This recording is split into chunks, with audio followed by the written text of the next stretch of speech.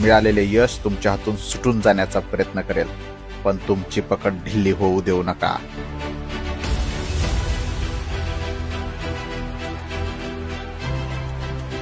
तुम्हाला वाटेल आता यश टप्प्यात आलंय, पण लगेच संकट येईल.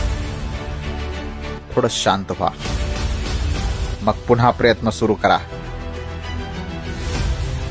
कदाचित अजून एकदा थांबावे लागेल.